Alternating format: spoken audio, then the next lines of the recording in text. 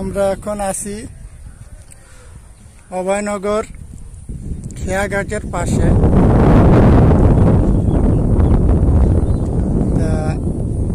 নদীর দৃশ্যটি আসলে অপূর্ব সুন্দর লাগছে। নদীর দুই পাশ দিয়ে জাহাজগুলো দাঁড়িয়ে আছে। আপনাকে জুম করে দেখাচ্ছি, খেয়া পারাপারে খেয়া নিয়ে যাচ্ছে। আসলে খেয়া মাঝিরও অতিরিক্ত কষ্ট হচ্ছে কচুরির মধ্যে দিয়ে যেতে।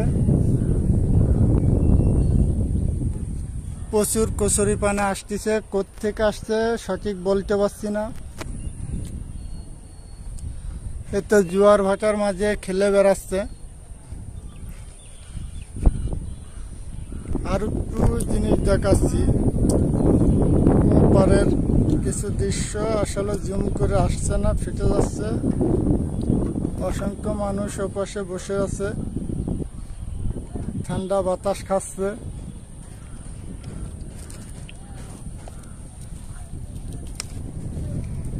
আপনারা কেউ নদীতে এই দৃশ্যটি দেখেছেন কিনা জানি না। খেয়ার নৌকা দেখেন কত দূর চলে আসছে এই জোয়ারে। খেয়া হলো এই হলো নৌকা চলে আসছে। খুব কষ্ট আছে কচুরির জন্য টেনে নিয়ে চলে আসছে।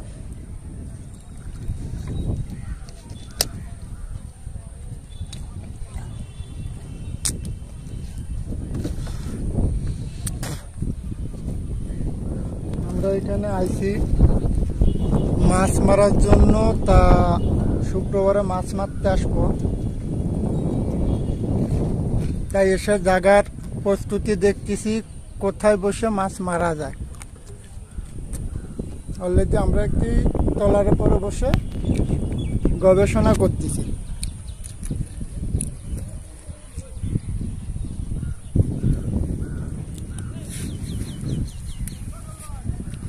সারা নদীটি কচুরি ভরা।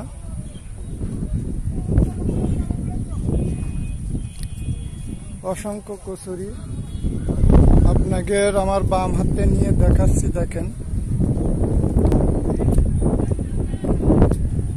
এখানে কেউ রান্না করার প্রস্তুতি নিচ্ছে, জাহাজে বসে কেউ মাল লোড দিচ্ছে।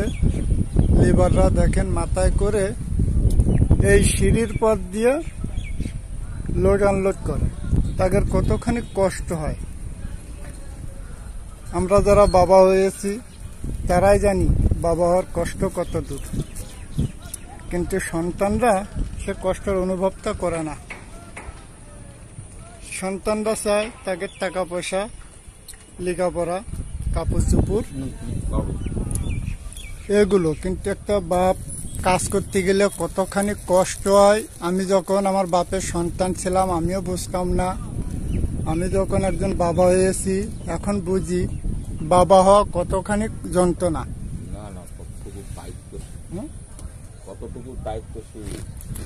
আর সবচেয়ে বড় দায়িত্ব সংসারে হাল ধরা।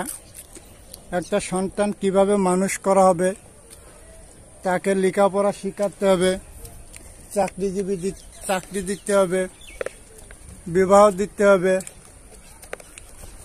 একটা বাবার প্রচুর কষ্ট এবং প্রচুর দায়িত্ব, মারও আছে। দেন নৌকাটি আপনাকে আবার দেখাচ্ছি। নৌকাটি খেয়া ঘাটে না নিতে পেরে এখানে লোক লাভ আছে।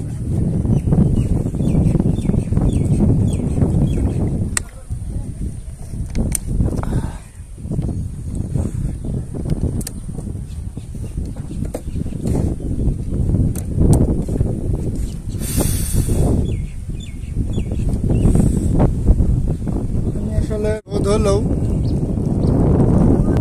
প্রচুর ভালো লাগতেছে।